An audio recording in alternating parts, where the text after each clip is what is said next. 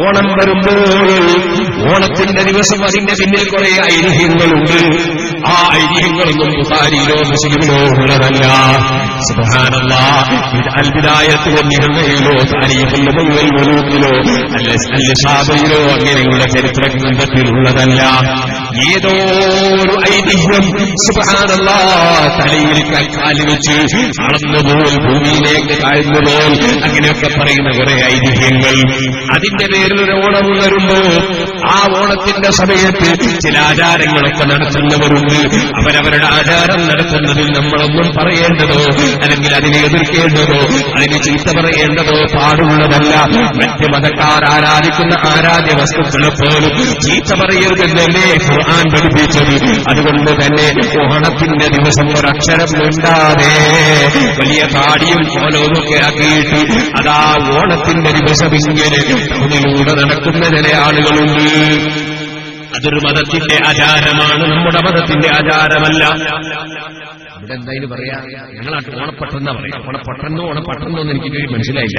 അങ്ങനെയാണ് പറയല്. ഇവിടെ ഓണത്തിന്റെ മിണ്ടൂല, കുറെ സമയത്ത് മിണ്ടൂല. ആ തൊപ്പിയെടുത്ത് വെച്ചാലേ മിണ്ടുള്ളൂ. അങ്ങനത്തെ ഒരാളിങ്ങനെ ഇങ്ങനെ പോകുന്നതാണ്.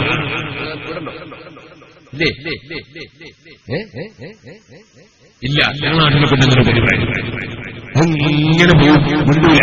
അപ്പൊ ചില കുട്ടികളും വികൃതിയില്ല, ചില കുട്ടികളും ഇയാൾക്ക് ഈ തൊപ്പിയെടുത്ത് നേരെ മിണ്ടാൻ പാടില്ല എന്നാണ് നിയമം. അപ്പൊ ചില കുട്ടികൾ പോയിട്ട് തല്ലും, ചില ചീത്ത പറയും, പാടില്ല. അവരുടെ ആചാരം അവർ നടത്തുന്നു, അത് നമ്മൾ വിവരിക്കാൻ പാടില്ല. അവർ സ്വതന്ത്രമായി ചെയ്തുകൊള്ളട്ടെ. അതേ സമയത്ത് നമ്മൾ അതിൽ പങ്കെടുക്കുന്നവരും പാടില്ല. സുബ്ഹാനല്ലാഹ്, ഞാൻ ഓർക്കുകയാണ്, വടകരയെന്ന്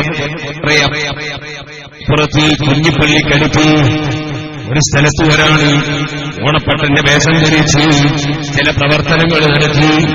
ആനായ മർഹൂം സംസംഗതമായി അബൂബക്കർ മുസ്ലിയാർ ശക്തമായി അതിനെ എതിർത്തപ്പോൾ അയാൾ മുജാഹിദായി.